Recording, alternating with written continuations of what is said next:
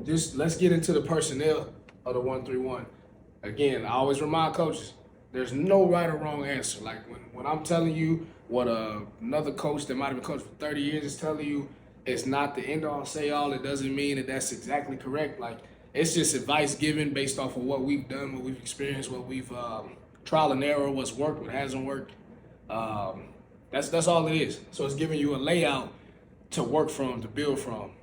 So what I've seen this work best and what it worked best for me when I've used this is this guy being the longest, most active. I mean, I like to say most athletic, but a lot of times your most athletic guys are your most active. So you got to keep that in mind. But your longest, most active player, because you need this guy up top, hands up, making this pass back and forth here, a long pass. Because what happens when that happens, even if they make the pass, it's just killing the clock. The clock's melting down.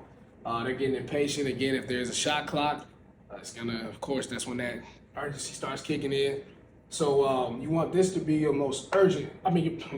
Your most active, longest player. You just put your big man here.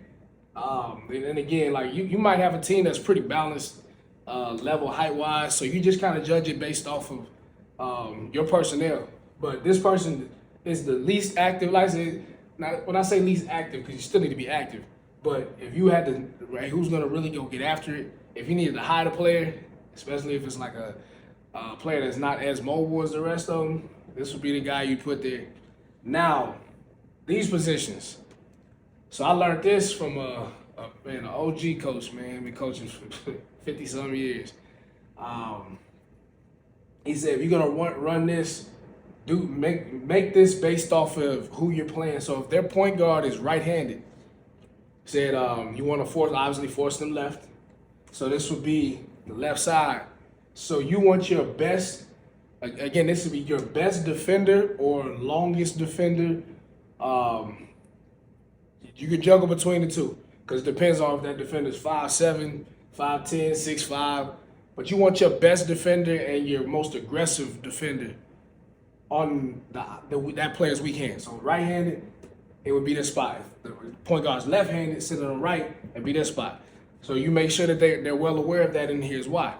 So, and you want to usually stick the point guard down here, and you got to be mindful of this spot, of course, because I wasn't a tall point guard, so I never ran a 1-3-1 when I played, but you might not want to put a 5'7", 5'8", 5'9" guard back here.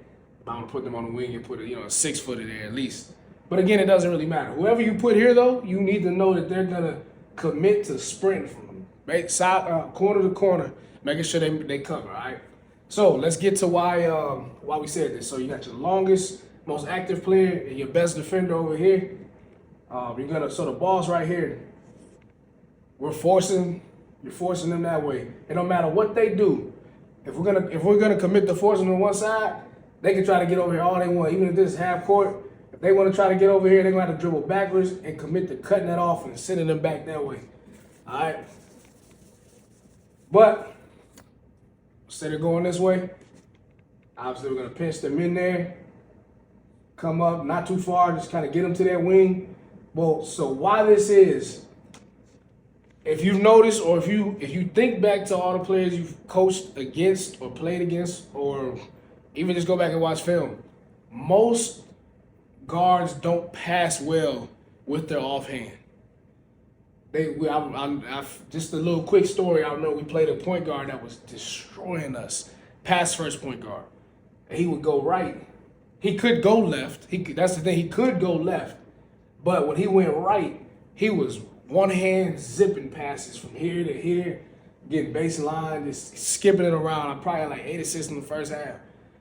I knew the kid. If he goes left, he can go left, but he's not gonna throw those one-handed dime passes across. He's gonna go to finish, and I would love to see him just go finish over our big man. Just be solid defensive. We want him to try to finish. If he gets 30, I would take him get 30 over his supporting cast hitting 7 threes on us because he's beating us here and just zipping passes around.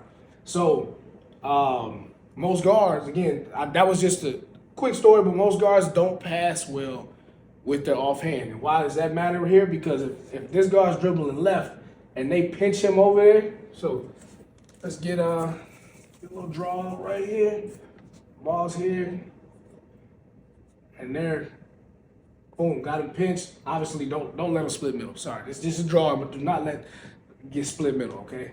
So let me get everybody in their rightful spots. We're gonna be rotating a little bit, drop down. Two gonna be right here in the middle, and one will be rotated according to, what's actually. I do that bad. It'd probably be more looking like this, and then this. But yeah, so if they go here, they're either gonna have to retreat backwards, which is exactly what we want. Get away from the rim. That's cool. But this skip pass, it's gonna have, if you got, again, that's your longest defender, if you got that type of length on your team, and your best defender right there. If they're gonna make this pass or over here, it's gonna have to be like a lean, one-handed pass, because if they try to lean back with like this, unless that's a 6'9" guy that's looking over the defense, unless you got Jokic right here, that's gonna be a one-handed pass. Because if they trap it right, and that pass is gonna be more than likely a long lob, like a dead duck in the air, or it's gonna be off. It ain't gonna be an accurate bullet over to this guy over here. So that's why we do that. You're forcing them to their weak hand into your two best defenders, and then that pass is probably gonna be a bad one. Even if it's a bounce pass here, it's gonna be with the weak hand. And it's not the guarantee it's gonna be a bad pass, but the percentages shrink a whole lot as far as the accuracy of that pass if it's gonna be thrown with the left. Because think, if they're this way, ball's over here, trap's coming here. If they're gonna pass with the right hand, or they don't trust that hand, it's gonna get stolen, or they're gonna pivot back to try to use that hand, and all that does is just bring the trap even worse. And now they really have like no balance, no base if your guys are trapping the right way. So that's the first start to a good 1-3-1 trap.